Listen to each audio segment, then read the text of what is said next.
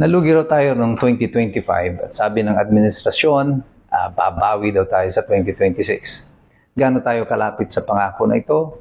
At meron nga bang mababago sa ating takbo na ekonomiya sa susunod na taon? Yan po pag-uusapan natin sa araw na ito. Ito po muli si Attorney Mike Operario.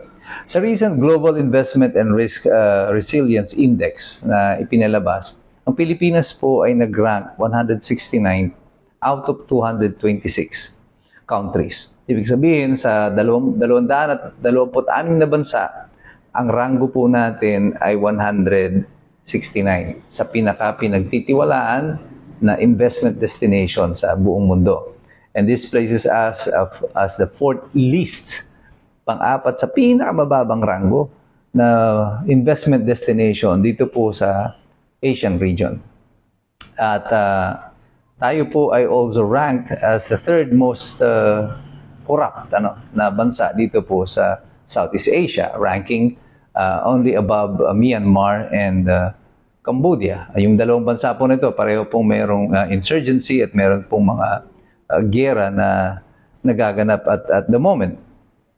At ang score po natin insofar as foreign investment is concerned right now is for the first time we have posted a negative rating insofar as foreign investment is concerned. Ibig sabihin, mas madami po yung kapital na umaalis sa Pilipinas kaysa sa pumapasok. Marami pong mga bagay ang pinagbabasihan kung bakit ang isang bansa kagaya natin ay pupuntahan o hindi pupuntahan ng mga investors. Number one, ang Pilipinas po ay mayroon po tayong high risk pagdating po sa natural disasters, and that's one of the primary considerations. Number two consideration, korupsyon.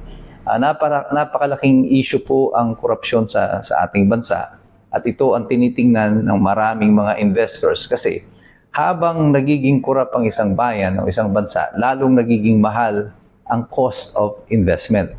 Ikatlo dyan is the reliability of institutions. Masyadong ang red tape sa atin, masyado maraming nakikialam sa mga economic policies natin at walang malinaw na direksyon ang polisiya ng ating pamahalaan. At meron din pong mga dahilan na karagdagan kung bakit ang mga investors ay parang takot na pumunta na dito sa Pilipinas. Number one is that yung ating ekonomiya ay tumatakbo with over-reliance on foreign remittances. Ang Pilipinas po ay may mataas na gross national index at ito lamang po ang bumabawi doon sa ating gross national product, gross domestic product, yung GDP natin. Ang GDP po, ito po ang sukatan ng mga bilang ng mga produktong na ipoproduce ng isang bansa. Mababa po ang ating GDP pero mataas tayo sa GNI, yung gross national index. Dahil po sa mga gross national income. Dahil po ito doon sa mga foreign remittances, yung mga dollar remittances ng ating mga OFW na umaabot na about mga 34 billion dollars annually. At kung wala po itong dollar remittances nito ng mga OFW natin, mas mababa po ang ating economic outlook. At ito'y tinitingnan ng ating mga investors na ang ating bansa ay pinatatakbo and overly dependent on foreign remittances. Paano kung naputol yung foreign remittance na yan, very shaky ang ating pamahalaan. Kaya natatandaan nyo nung nag-threaten yung mga OFW noon na hindi sila magpapadala ng kanilang mga foreign remittance sa Pilipinas. Medyo nanginig po yung ating mga pinuno. At actually, parang nanakot pa sila na magkakansela daw ng passport pag hindi nag-remit yung mga Pilipino. At sinabi ko naman, malaking kalokohan po yun. Hindi po yun ang basihan ng pagkansela ng passport ng Pilipinas. Isa po sa malaking dahilan din yung ating kawalan ng competitive export products. Wala po tayong mga produkto na globally in demand na sasabihin mo na hahanapin talaga mula sa atin. For example, Taiwan, meron sila yung mga microchips, yung Saudi, yung Middle Eastern countries, they have oil. Venezuela have oil. Ukraine, meron silang rare earth minerals. And even Israel has their own agricultural products. Tayo, wala tayong malinaw na agricultural product or any other product na globally is very competitive. Tapos, na-imposean pa tayo ng mataas na tax rate ng Amerika. At 19%, that removes our global competitiveness. Kasi yung mga kapitbahay natin na bansa, after the last ASEAN and APEC summit, nabigyan sila ng Amerika ng preferential tax treatment. Kasama na nga dyan po ang, I think Malaysia got it, and Thailand, and I think even Cambodia was able to receive a preferential tax treatment. Na zero-rated niya, walang tax yung ibang mga produkto. Sa Pilipinas, walang nangyari sa atin, 19%. Bagamat tayo ay host ng maraming base militar ng Amerika, parang pagdating sa ekonomiya, wala silang tiwala sa atin. Anong ginawa ng ating administrasyon to correct the situation?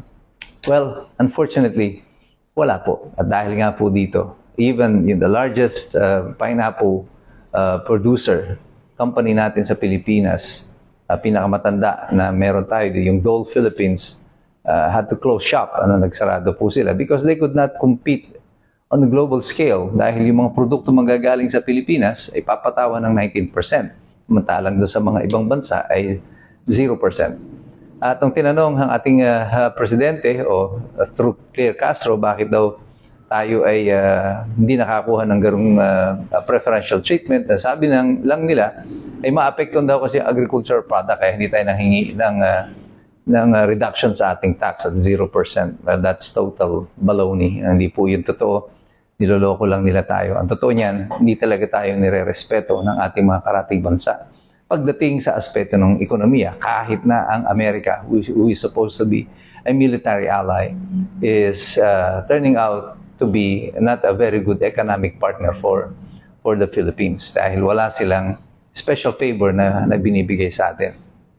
And itong treatment na ito has something to do with respect at yung outlook ng ibang bansa sa ating sariling gobyerno. Mukhang wala talaga silang respeto sa ating pamahalaan at wala silang pakialam kung anong mangyayari sa atin. At ito'y malinaw na malinaw, even in the light of the natural disaster that we went through. Mapansin po ninyo, kakaunting mga bansa lang ang nagbigay ng tulong sa atin. Ang argumento ng pamahalaan, well, hindi natin kailangan at marami naman daw tayong reserves. Well, that's a total baloney. Hindi po yan totoo. Walang bansang hindi nangangailangan. Ang nangyari lang, walang may gusto magbigay sa atin dahil wala na rin po silang tiwala ng mga donation na papasok sa atin ay magagamit ng tama. Dahil po dito, ang sinasabi ng pamahalaan na tayo babawi sa 2026 appears to have no backing at all. At mukhang kung ano ang inabutan natin, paano magtatapos ang 2026, ganun din magtatapos o mag-uumpisa ang 2025, nagtapos ang 2025 ng bagsak tayo. 2026, sa arangkada tayo ng bagsak pa rin. And there appears to be no major policy changes or shift na mangyayari sa mga dadating na panahon. Anong kailangan natin? Well, ang kailangan natin ay pagbabago ng filosofiya, ng papatakbo ng ating bansa. Kailangan natin makuha ang respeto ng ibang bansa tungkol sa ating pamahalaan. Pero iyan ay isang bagay na mukhang malabong maganap dito sa kasalukuyang administration. The people that is surrounding or around Malacanang right now are the primary reasons kung bakit walang tiwala sa atin ang international community. And there appears to be no end in sight sa mga magiging direksyon natin at paghihirap ng ating ekonomiya in the next few months under this current administration. And that is my honest assessment on that matter. Pero tayo, patuloy tayong aasa, patuloy tayong makikilaho. Hindi tayo mananahimik, we will participate, we will engage. Pero patuloy tayong mag-aaral. Sapagkat alam natin, mahirap makialam ang taong walang alam. God bless you, God bless us all. Mabuhay ang Republika ng Pilipinas.